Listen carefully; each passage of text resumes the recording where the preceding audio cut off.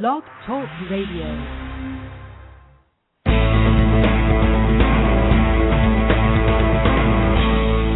Welcome to Sex, Lies, and Consciousness with your luscious hostess, May Vu, broadcasting live every Monday at 12 noon Pacific Time.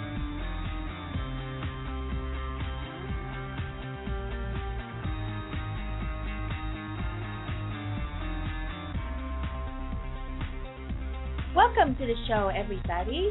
This is May, and over the past few months, you've heard me refer to exploring and opening up your sex. But what does that really mean, and how? How does one start, especially if one is, let's say in our 40s plus, well established with children and family and powerful position that we hold in the public space? It's not as simple as that because we are not advised or encouraged to explore our sex.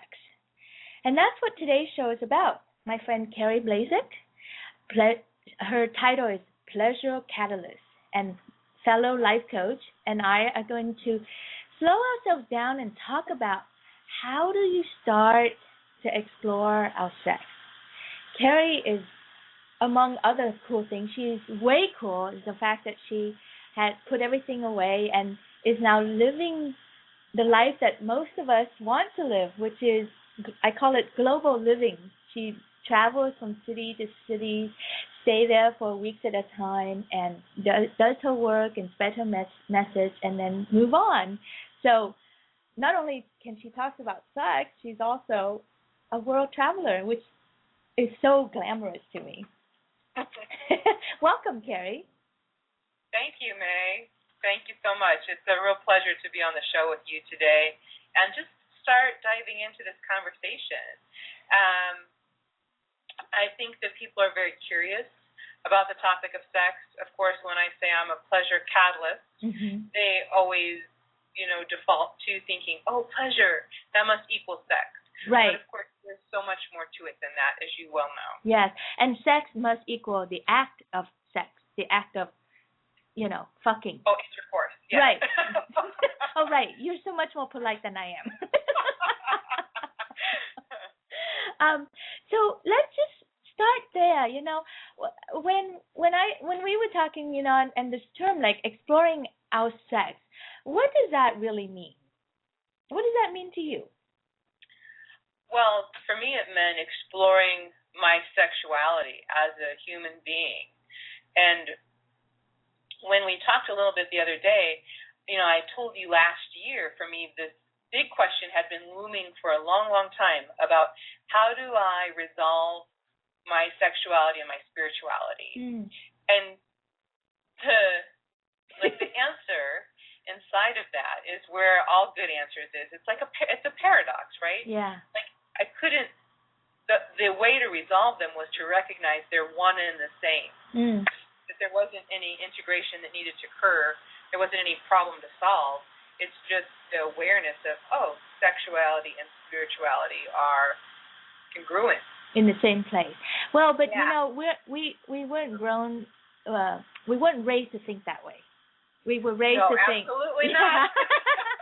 Sex belongs in the dark closet or in the garbage can, and spirituality has that halo that go around it, right? Yeah. So for me, my sex means stepping fully into being 100% Carrie, because I told people in my workshop last weekend, if you're alive, you're sexy. Just by being a woman on the planet, I don't care if you're 18, 8, or 88. You are inherently sexy, and because you're a spiritual being living on the planet. And I think sometimes we get shut down around what sex or sexy means, and that can only be turned on at certain times, or it's only appropriate at certain times, when the fact is if you want to be fully expressed, then you have to integrate or recognize your sex and your sexuality. Yeah, and I also I recently learned this. I learned this about 3 years ago when I first got involved with an organization called One Taste in San Francisco, and they said this to me and my partner, and we had this duh moment. They said, well, first of all, you have to recognize that we are all sexual beings. Like before we do anything, say anything, take on any roles in life, we are a sexual being. You know, we were conceived by a sexual act, and we have this sexual being. And I have never thought of myself as a sexual being before. You know, I've thought of myself as a mom, as a CEO, or a coach, or whatever, but I've never thought of myself as a sexual being. And what do I do when I walk into a room knowing that I'm a sexual being, first and foremost? So that really changed my life and changed how I look at myself and really how to cultivate my sex or my sexuality. You know, like there's so much to that simple term. Mm-hmm. Yeah. Yeah, it's integration so that you can show up whole. Yeah. So wait, before we go, I can just see us taking off already. Let's start. Let's give them a little stats about yourself so that the audience can have some handle, you know, around this. Like, how old are you?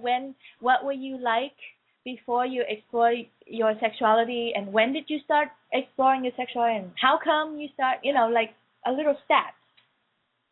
Oh, great. Well, 5'8". No. That's good. 5'8". It's radio. They need an imagination. No, I don't think she's that's very cute, by the way, and just very alive. And big dimples. Anybody who knows me in person or yes. has seen my picture. But no, I think what May is getting at is the idea that for me, so I'm 42 years old, and professionally a pleasure catalyst and a life coach. And previously was a science teacher for middle school students. Wow. So you are not allowed to show up sexy at your job when you're teaching hormonal, pre-adolescence. But I was always very, very sexual. I pretty open in regards to my relationships, exploring sex early on in relationships, enjoying sex. I was a late bloomer, perhaps. I didn't lose my virginity until I was almost 20. And what I didn't get a chance to tell you about, though, is this is a very unique experience. I actually lost my virginity in a threesome with a man and a woman. So wait, you went from nothing into a threesome. It's like, woo! Yeah, so I think that's probably something that's very unique about me, and has allowed me to take on the idea of sexuality as something that was playful, because that was how I entered into my sexuality, my first sexual experience. Wow. So then what was the message that you got as a child around sex? Because I tell you, if I had found myself in a position with two other guys, I would have ran because of the message that I was conditioned to believe. There was a lot of safety in that scenario because it was a female friend of mine and her boyfriend. And I think that I, overtly, in the Catholic Church, got some ideas around being repressed. But sex wasn't really talked about a lot in my household. And I was always a voracious reader. So I can remember coming across a book of everything you wanted to know about sex but was afraid to ask. And I think I started reading that when I was about 12 or 13 years old. And so I was getting information from books even though I wasn't having live conversations with my family. You know what? That could be a book that we recommend, just in case you don't know, you should check it out. Everything you need to know about sex. It's oldie but a goodie. Yeah. I don't remember when it was published, but it was certainly a go-to guide for me to get a lot of my questions answered. So then you found yourself in the threesome, and then that just kind of broke all sorts of limitations, and because most of us were raised to think the perfect condition for sex is after your wedding, on your wedding night, with that one person and for the rest of your life, So to have that experience is so good. It just kind of broke you open and broke a lot of shoulds or a lot of, no, you can't do that. Yeah, and I am of the opinion that your first sexual experience creates a context for remaining sexual experiences. So if your first sexual experience is inside of a committed relationship with a boyfriend or girlfriend, depending upon your choice or your persuasion, I guess, choice probably isn't the right word there. However, so it's like inside relationship, and then people have this idea or this context of, so all my sexual experiences should be inside of relationship, or this was very tender and romantic. So now I have a desire that all my future sexual experiences be tender and romantic. But since my first experience was very playful and light and enjoyable, that was the context that I always had around sex, even though it wasn't something that I was indoctrinated in. I think just because that was my first experience and being open to that. Yeah. So, but at the same time, so even though that seems very open and freewheeling and permissive, if you will, there was still a way in which I wasn't having open dialogue, or that I would actually tell people that part of the story.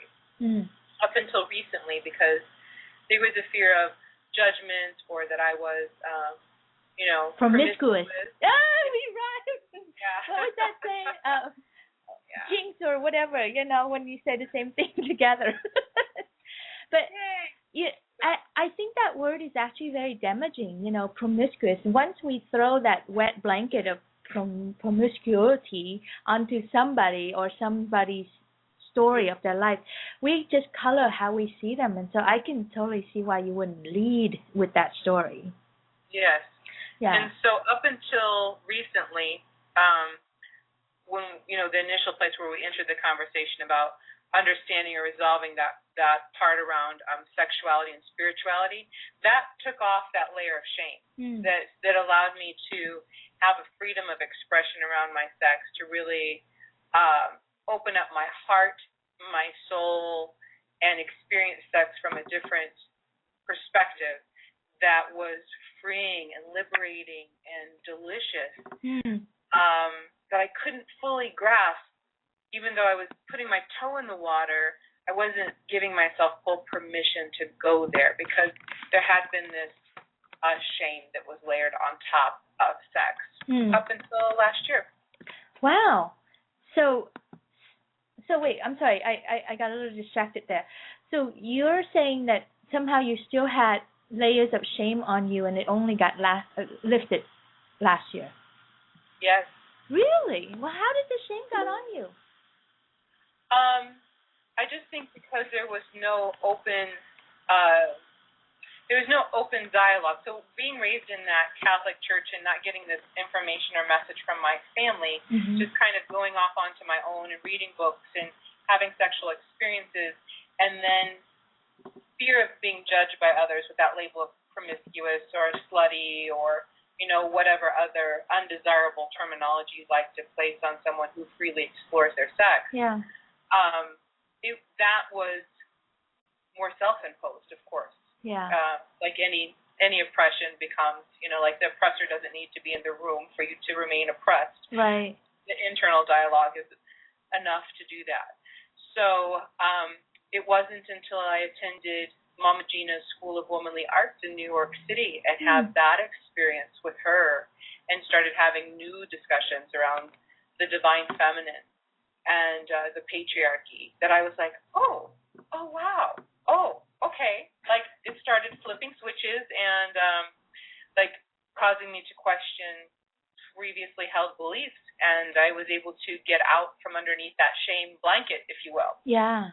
So let me just recap here. So even though you started out with playfulness and openness, along the way, over the years, you still accumulated dirt and shame and oppression of your own sexuality onto yourself, and you restricted yourself. And were you trying to go for that one relationship and meeting the one and all that crazy thing that we all do? Of course. I kept thinking, oh, well, maybe if I met the right person, and of course I made them wait for, what am I supposed to make them wait according to the rules? 8 weeks, 2 months, 6 months. It didn't matter. There's no right way to do it. But that was the contradiction, right? That I would be sexually open with people that I wasn't interested in having a long-term relationship with. Yeah. The people that I met that I thought maybe marriage material or that I wanted to have a serious relationship with, then I'd make them wait to have the sexual experience as if there was some right way to do that, or that if I was open and jumped right in, fully expressed as a sexual being in the relationship, that somehow that would damage the potential. And that's so screwed up, isn't it? Well, that's how we've been trained. That's why we are that way, So I can totally understand your screwed up story, because I have one and everyone else have one. We're dang proud of our screwed up story, and we're about to pass it on to our children now. Thank you very much. Yeah. Yeah. So what got you to take the program with Mama Gena? Because I know for myself, my first program that I did, I was 37 or 38, and it took me 3 years. I heard about this program called, suddenly my brain just went blank. Not Power Dynamics. Well, I think it's Power, but it's from a school in Berkeley, in California, and they were teaching about 3 days about a woman looking at her own sexuality and her own vaginas and all that stuff, just to get to know. It took me 3 years to say yes to that. So how long did it take you to say yes to Mama Gena? Probably 2 years. I'd gotten turned on to the idea, and I was living in Las Vegas at the time, and just thought, wow, how would I afford, first of all, to travel to New York City once a month for 4 months, and then the curriculum, itself is quite a financial investment. But I just started subscribing to her newsletters and reading her blog and things, and kind of delving in slowly. And then there was just this pivotal shift. I was reviewing my journals on New Year's Eve a couple years ago, and I came across the Post-it note that my friend had written down her book. Yeah. And for some reason, I had never purchased the book, which is very odd considering I'm a voracious reader and have been. And a book whore. Oh, I am a total book whore. My mother was like, God, you read the cereal box, you read the street signs, you read everything, Carrie, just knock it off. It was like the word whore was like one of those words that I want to make a sentence out of it, so that was an opportunity for me to just jump in and go, I can make a sentence right there. You're a book whore. I am a book whore, proudly so. Okay. And so it's comical that I did not pick up her book, but as I was reviewing my journals that night and came across the Post-it, I discovered that I could download it on Kindle, and so I began reading it that very night, that New Year's Eve, that night. That had to have been 2010, 2011. And when I read that book that night, I just made one resolution for 2011, and it was to have fun every day. And that changed my whole life, May. Yeah, absolutely. I believe you. Yeah, something along that same timeline. It's just amazing that we meet right now, because I had a very similar timeline where one year I decided that this theme year is going to be just joy. Whatever I do has to make me feel really joyful. And I was actually experimenting with the definition of joy. What does it mean to have joy in my life? What does joy look like, because I knew about fun, but I didn't know about joy. Mm-hmm. So it's so powerful when you just set the intention for the year with a word like that, and then every action has to follow that. It's amazing. It really is. And so in the space of fun and reading Mama's book, I just went and I marked off all the dates on my calendar. I looked to see what the dates were for the class, and I just earmarked them on the calendar. And I thought, well, I'll figure out the financial part later.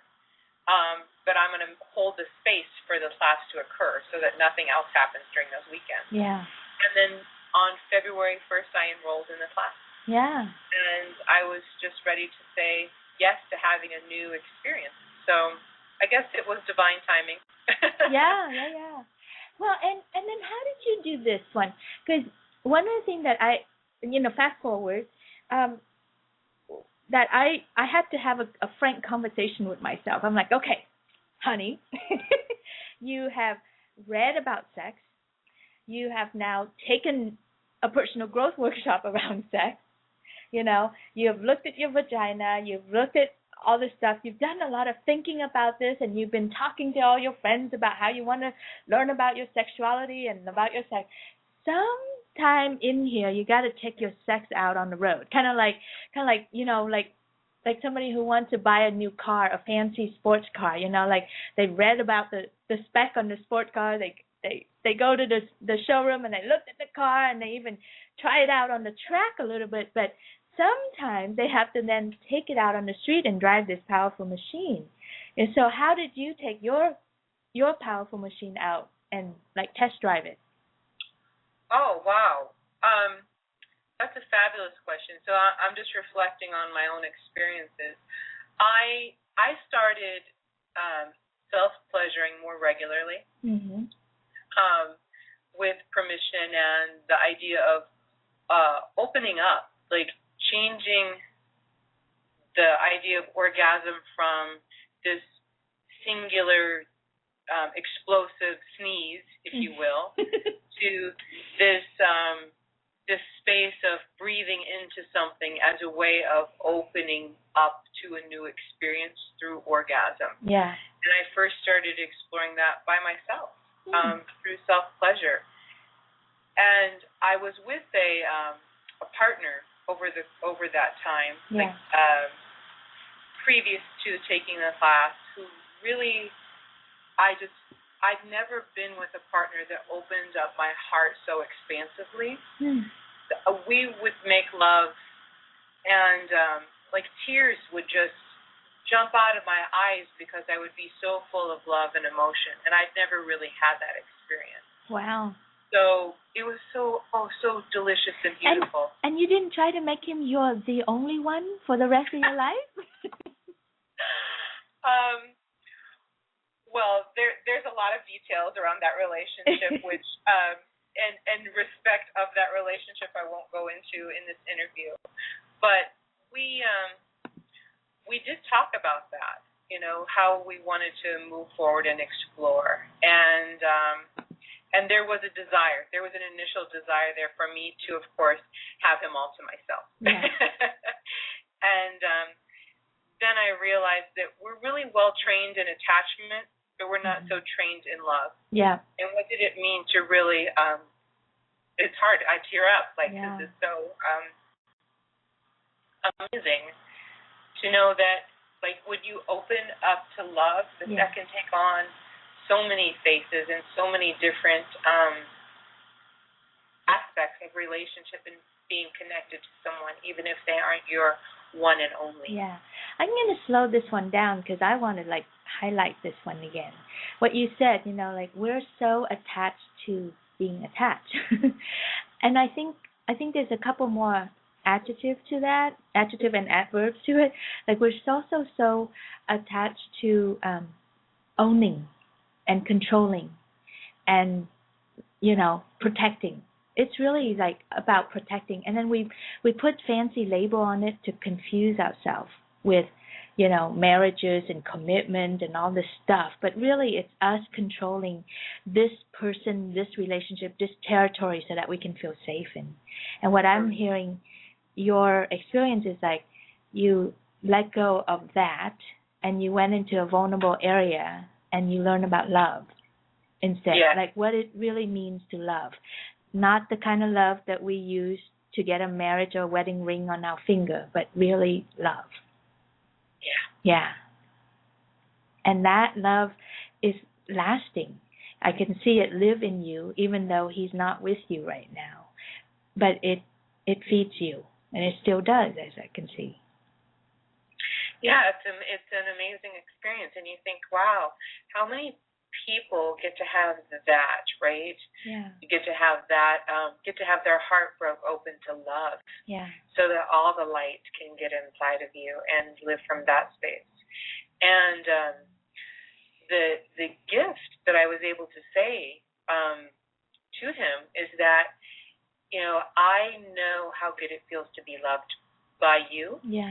And so I want to make myself feel that good whether we're together or not. Yeah. And you caused that. You brought that out in me. And for that, I will always be grateful.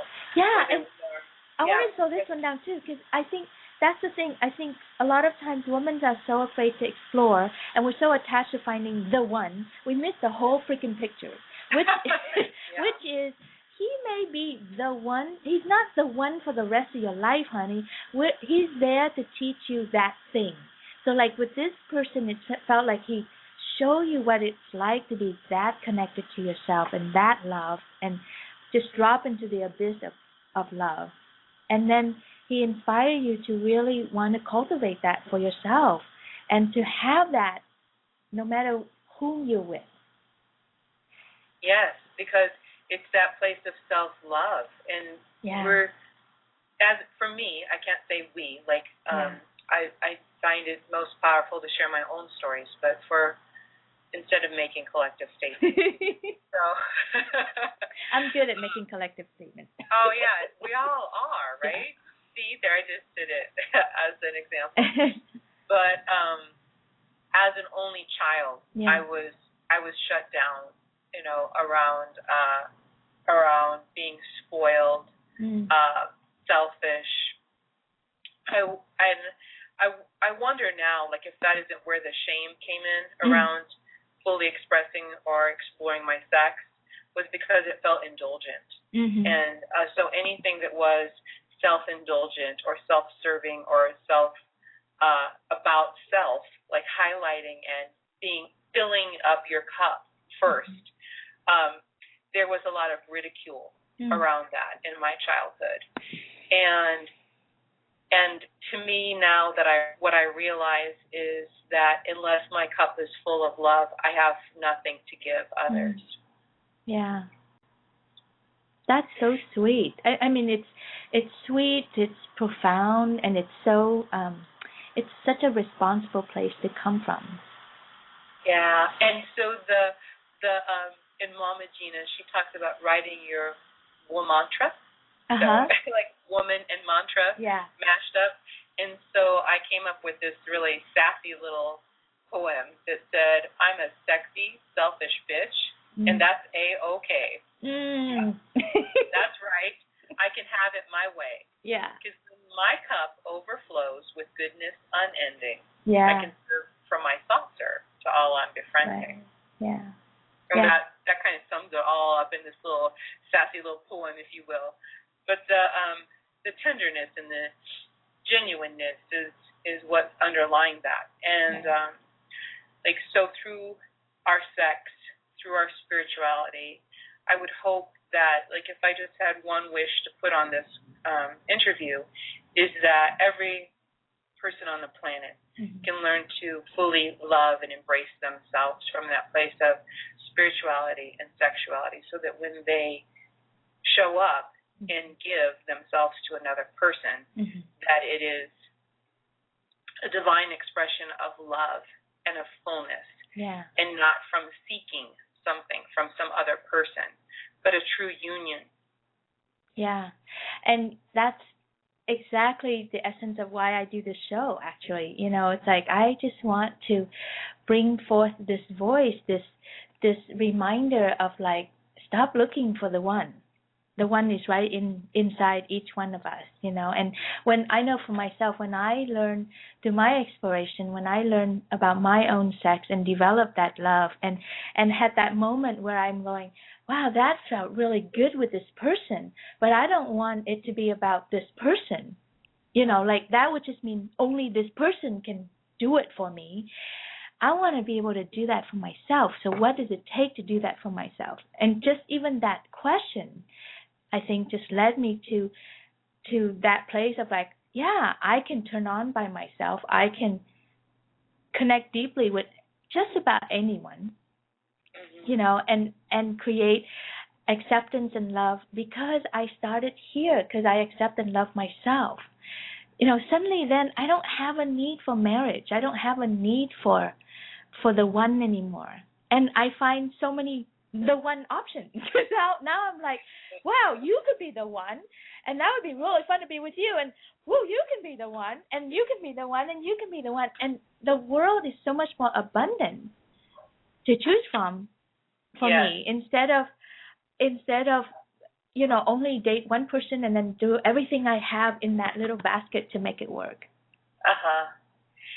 And then for me, what I start to see is how the system under which we live in, this capitalist system, which is governed by patriarchy and other forms of oppression, doesn't really want you to know that. Because, you know, there's something that serves people in power to keep women from really awakening to that idea. Because, well, if you're not married and you're out there making your own money and living your own life and doing your own thing, then you're certainly not, you know, like, you're fully expressed. And I think that's intimidating to a lot of people. And it certainly wouldn't keep the wheels of the system churning the way that those people who initially laid down the foundations of our country perhaps thought it out to be. And so I'm like, so if being married is just to form another layer of oppression, well, I don't really want that so much anymore. Well, and you know, I think we like to oppress ourselves.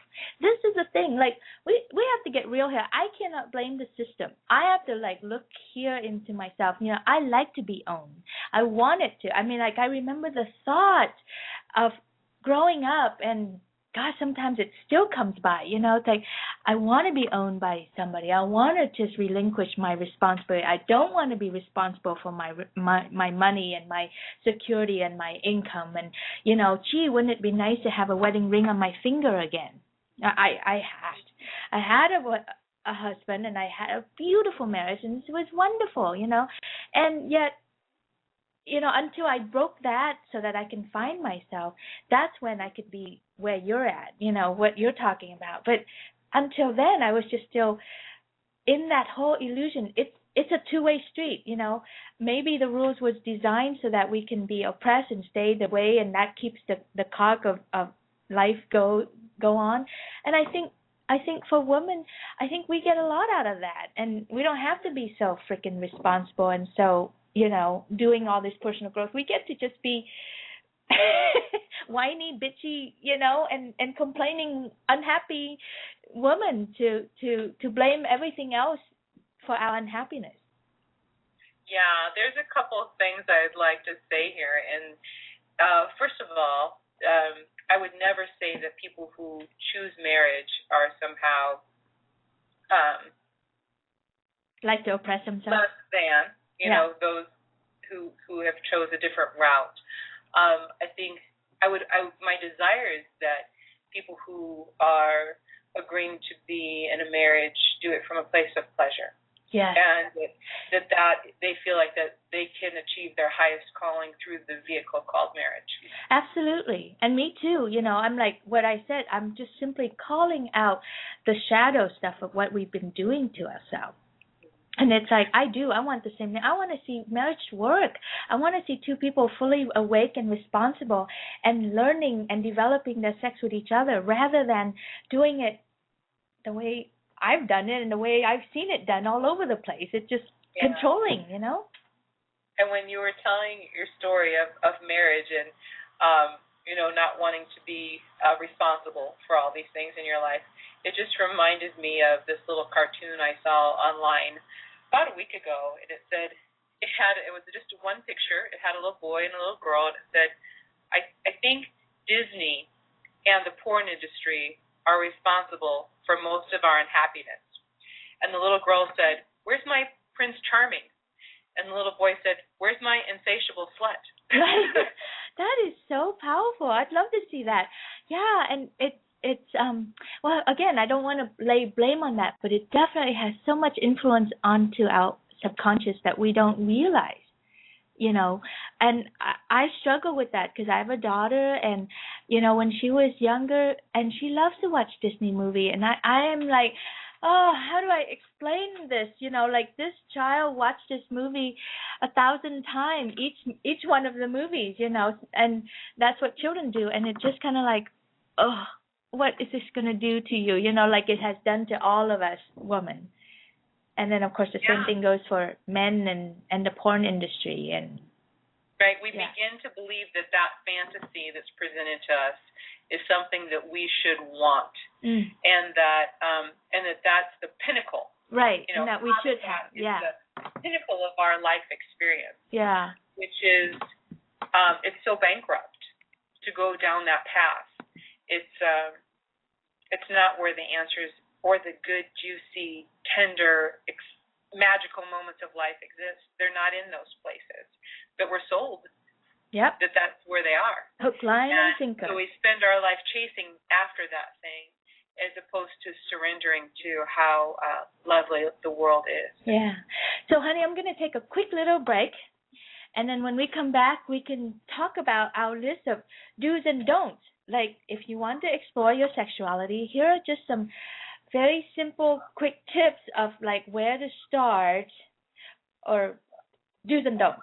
Okay? Sounds wonderful.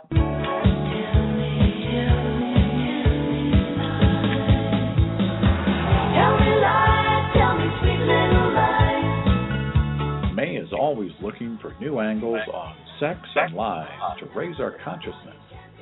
If you have ideas for a show, please contact her at may@mayvucoach.com. That's MAI@MAIVUcoach.com. Or go to her page on Facebook, Sex, Lies, and Consciousness. While there, please like her page and add your suggestions.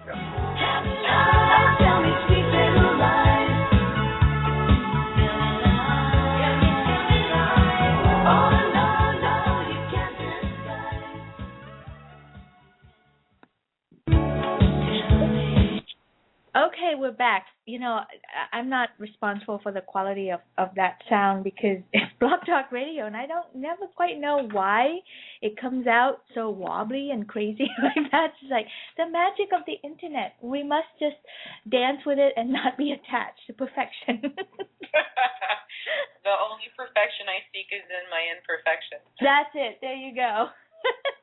So let's just do a little do's and don'ts, you know, based on what we know. Like, have you ever been married? No. Okay, so you got to exploring in your early 40s and you've never been married. And I got to explore at about the same age, but I was married and with consent, and I never cheated. I actually, both my husband and I was very wide-eyed and innocent about it, and we went into supporting me and exploring my sex, and then it just blew up everything. And one version would be that it wrecked our marriage, and then my other version is that it actually set both of us free and really had us looking and being who we need to be. I love that. I actually don't recommend that road. Actually, it's actually can be painful and really rigorous. I think I just did it in a very rigorous way. Now that I know what I know, I think there are other ways, much gentler, that we can go at it. And destroying your marriage is one option. There you have it. There you have it. So some do's and don'ts. Like if somebody, especially, you know, a woman in her 40s, 40 plus, and that she wants to start exploring, what are some do's and some don'ts that she should know about? Well, to me, I think the first do is to give yourself permission to explore pleasure from a variety of standpoints, starting with your own ability to turn yourself on. And that is experiencing pleasure from a variety of aspects, not just relying solely upon your sexuality to turn yourself on, but just giving yourself permission to experience pleasure. Yeah, in chocolate, in eating, in friendship, in, you know, everything, in connection with your husband, if you have one, or your partner, or, you know, anything. Just like get to know pleasure. Yes, and I would say if that was the only thing you did, it would change your life, because it certainly changed mine. Yeah.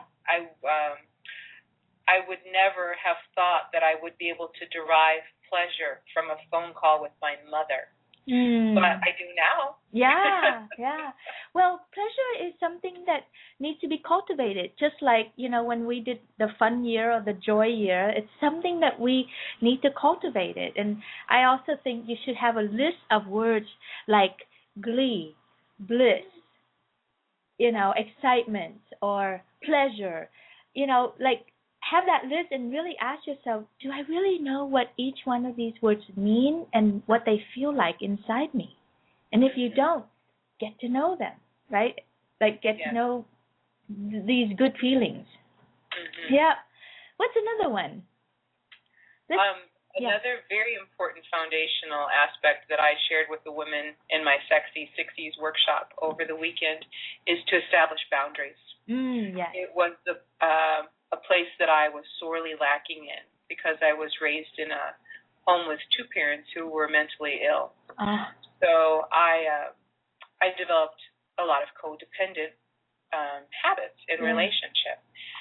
So it was important to me to be able to express yes and no with the same degree of love and freedom. Yeah. And I love how Nicole says, I can't trust your yes until I know what your no is. Yes. The Nicole that she's referring to is Nicole Dedoni from One Taste. Yeah, like I just can't go.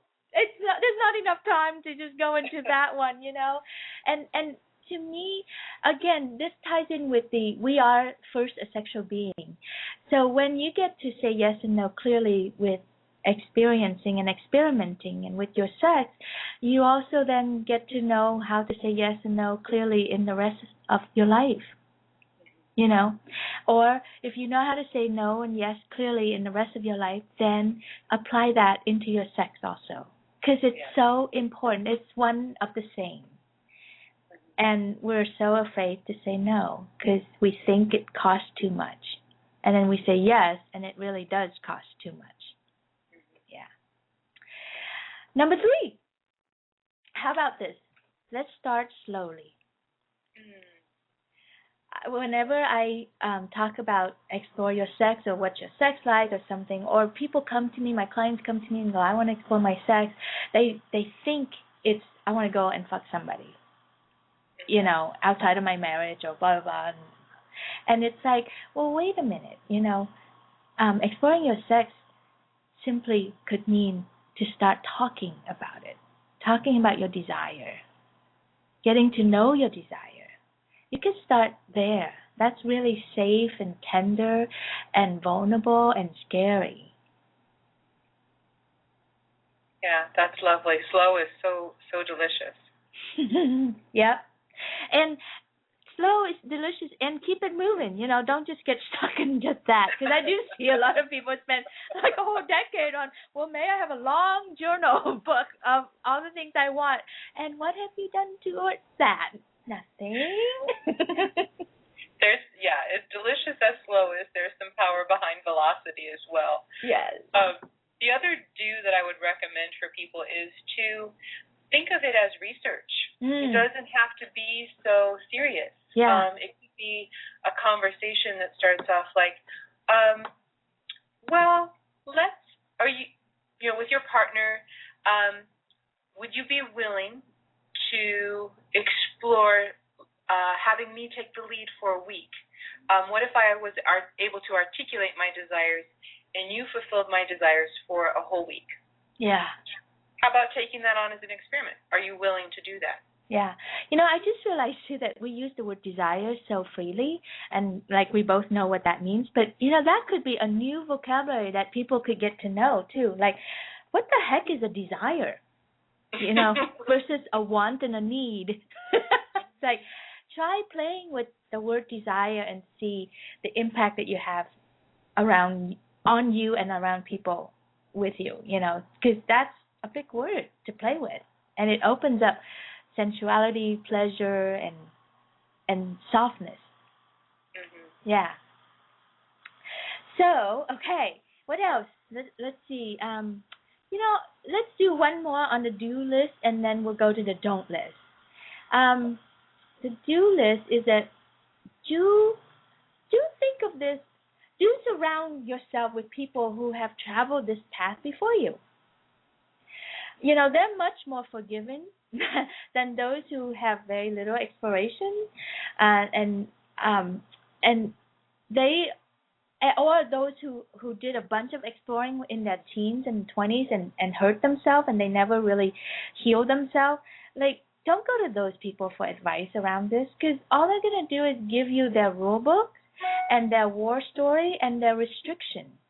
Don't do this and don't do that. Oh my God, and oh my God, and oh my God. Like, if you're talking to someone about exploring your sex and they start with oh my God, you need to just stop and back out. Walk away. Walk away. But yes, that's such an important point to highlight, because what I realized, especially growing more into my experience of being a woman on the planet, is that women thrive in community. Yeah. And I didn't know how to do that, being an only child. I didn't really have much sense of community. So I love that you highlighted creating that sense of community, or finding your tribe, and seeking wisdom from the elders within that tribe as you plot your own path. Yeah. Seek wisdom from the loose woman. Let's just do it shorthand, so that way they're actually really cool. They don't get enough credit in society. Of meeting Betty Dodson this year. Oh, and who's Betty Dodson?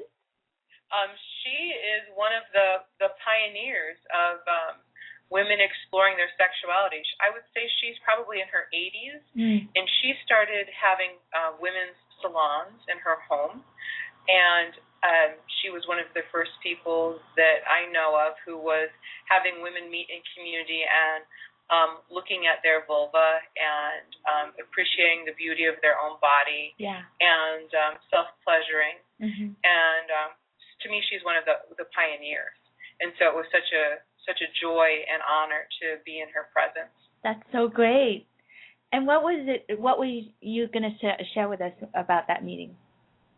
Oh, it was she was a guest speaker on a panel, but just to be in the room with someone who was such a pioneer and feel like, because she's very flamboyant and she's a little irreverent, which is great to see in this woman who's in her 80s, pretending like she's giving the microphone a blowjob. Like, there's just something cute and charming about that. Aww. It busts up what we think what old women should be doing. Yeah, so when you said, seek advice from loose women, she immediately popped into my That's right. my mind. I should make a T-shirt out of that. Seek advice from loose women. Yeah, so if you don't know about her, I definitely recommend. She's doing some interview series online now. Awesome. Podcasts or webinars or something. So great. We'll have to make sure to get that information to you. Yeah. Thank you for that. All right, let's go to the don't list. So, first of all, this is my number one rule. Don't cheat. Don't cheat, don't lie, and don't have affairs. I know most of the time people, and the invitation of an affair and the enticement and the joy of having an affair and someone new in your life is so enticing that we just stop thinking, and we come from such a restrictive place that you just kind of like leap into it, and then you make all these messes in your life. So I just think affairs are mean, they're hurtful, and they hurt yourself, they hurt your partner, they hurt your children, they hurt your circle of friends and people who know you, on one side of the affair or not. It just compromises everyone. So it's like, have the courage to have your desire, have the courage to know that you want something more, and it's totally okay. Like what you had talked about, Carrie, about have permission. Your first rule is have permissions to be the way you are and know pleasure. So if you have permission to know your pleasure, you have permission to speak and ask for what you want, so that you don't have to cheat and lie. And it's a lot harder to clean up when you cheat and lie, and then it makes everything all muddy and you can't see straight. Yes, Lord knows we don't need that. Yeah, and because this journey is about enlightenment. This is a good, healthy, wholesome journey. It's not a dirty one, so you don't have to cheat. You don't have to go under the table for this one. No. Yeah. So to me that highlights too, what I would say is my number one don't is don't assume there's one right way. Yes. That even though May and I are sharing our personal experiences and our journeys, we don't want to somehow negate the rightness of your journey, wherever you are in your path to opening to your sex or to connecting with your divinity, whatever that looks like, however it comes about. Approve of where you are on your path and just keep going. Yeah. Well, I want to jump in there with you because even though I say I have such a strong stand about don't cheat and don't lie, if you have, we totally love you, totally approve of you and of that journey because I know how hard it is to really explore your sex and to reclaim your sexuality. And if you've already done that, approve yourself and just love yourself and forgive yourself because your journey is perfect. You must be learning to clean up your mess now. That's part of your journey. So we totally stand by you and support you. Just don't take it. Don't use this as another tool to hurt yourself. You get to have your sex back. Yeah. What's another don't? Let's see. To go along with that, don't have so much judgment and so many rules. Because rules bite. They just they were all made up by someone anyway. Exactly. And you never stop to think about these rules to see if they make any sense. And where did it come from? Because it's usually come from power and control. And that's not the kind of power and control that we want to teach you. It's that's right. So much more fun to make up your own rules, like Carrie said. Yes. I realized one day, I don't know how I woke up with this idea, but I realized, well, everything's made up, right? Like somebody invented everything. They had to make it up, whether it was in their mind or, through discussion.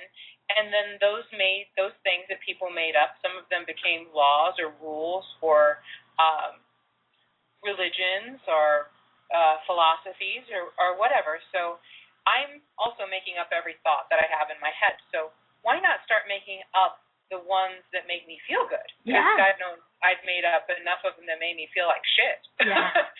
So I'm like, you can think, like I used to tell people in my office, you can think anything you like. We live in a free country. So may as well think things that make you feel good because that's what I do. When somebody says, why do you believe that? Because it makes me feel good, and I honestly think that's what we're here on the planet to do is to figure out how to feel as good as we possibly can. Yeah. Well, there's a lot of truth to our feel good. And I wanted to also add in there, too, that feel good doesn't mean complete irresponsibility, wacko. I mean, that's what people tend to do the but to whenever I talk about feel good and follow joy. But that just means I'm going to go mess everything up and blah, blah, blah, and I'll just do everything. Does that really feel good? Like when you do that, does that really feel good? Or it feels like crap inside? Yeah.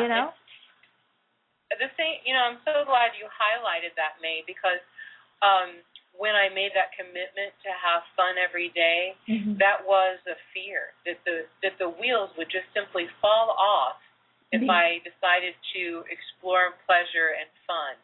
That somehow I had that tied up in my mind with lack of responsibility. Right. But the truth is, if you are a pleasure revolutionary, it requires extreme discipline to be able to live your life from that place because society will tell you no. Or other people will tell you no, you can't have that. But it's such a joyful place to live your life from, and it is no way irresponsible or damaging when you're doing it from an open-hearted space of love. Yeah. So let's see, what else? How about if you do your one last don't, and if I feel like I need to add another one, I'll add one, and then we can bring the show to a close.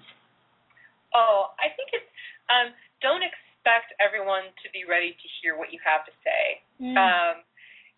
That there are people who will love your message and love hearing your story and what you're up to in the world, and there will people who won't. So, there's a Bible verse that says, "Don't cast your pearls before swine." And even though I don't think that, I wouldn't say I'm let's just scratch that. Anyway, I love that saying, no matter where it comes What was the saying again? Say that again. Don't cast your pearls before swine. And what that means is, like don't bring your best stuff out there into some place that cannot handle you yet. Yes, exactly. Yeah. So I do that all the time, and I hurt myself that way. Yeah. So don't expect everyone to get you.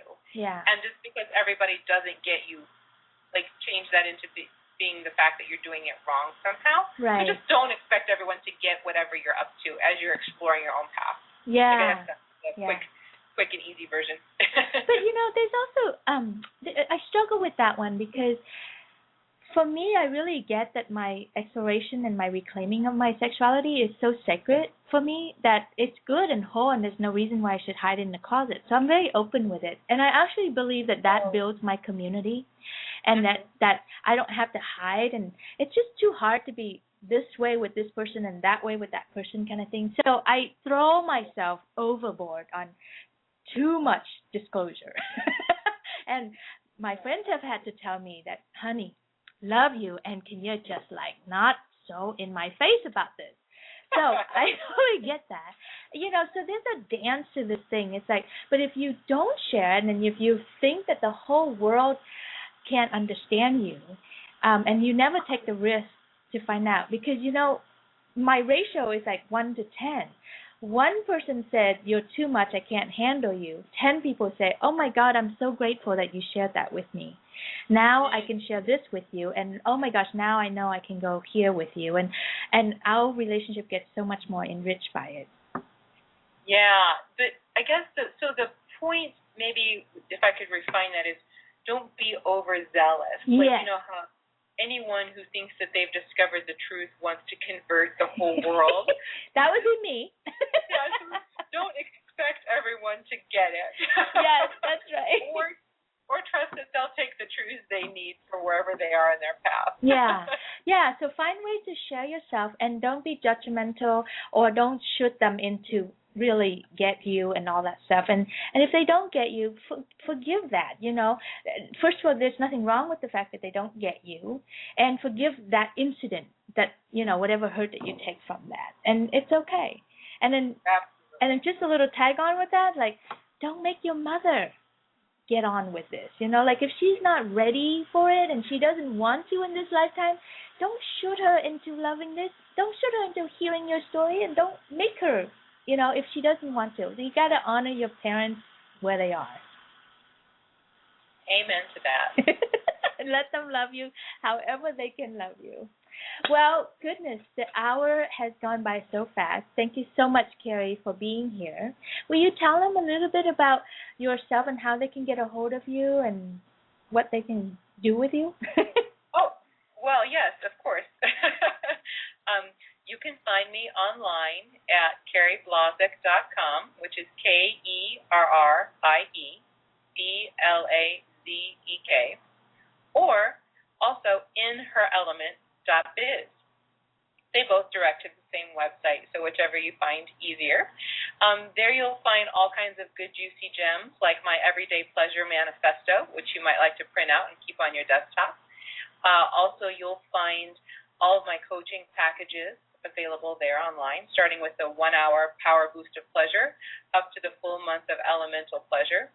And in addition to that, I'm currently accepting people by waitlist for in-home life coaching that will begin in the month of July. And as I'm traveling, the other thing that I'm offering to people, which isn't on my website but by invitation only, is to co-host a Sexy 6 E's workshop with me in the city of your choice. Woohoo! Directly to you. Yes. Maybe you'll have to come to Pleasanton or San Francisco area. Oh, you know I will, baby. You know I will.